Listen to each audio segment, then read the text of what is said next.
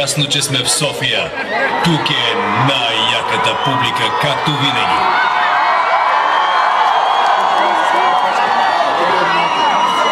Я сега да ви чуя силно.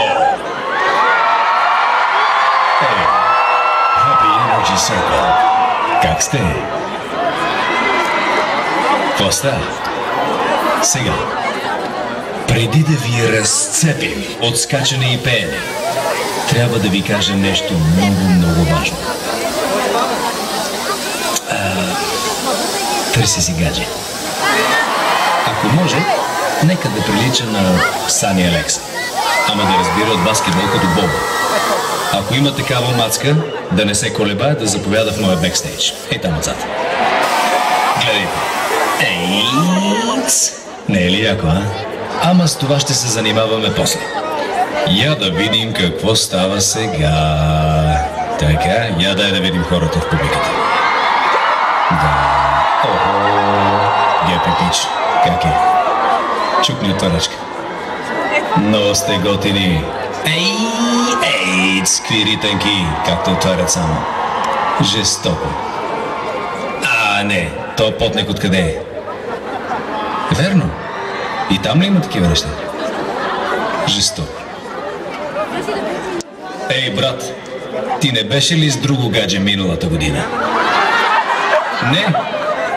Да. Онзи ден в мола, с когото видях? Сестра ти. Ей, сега ти повярвах.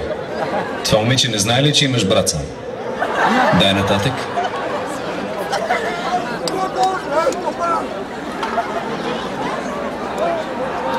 Така.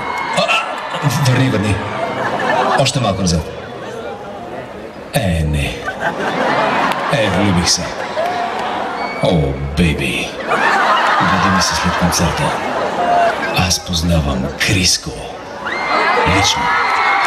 Много сме близки. Леле! Нямам какво да кажа. Много сте яки. Затова спирам да говоря.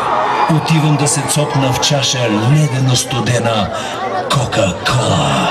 А вие вдигнете много шум за тъчдаун.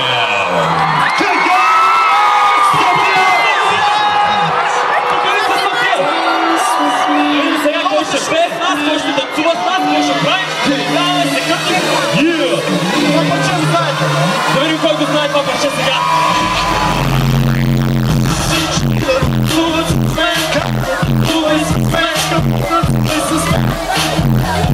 Всеки момент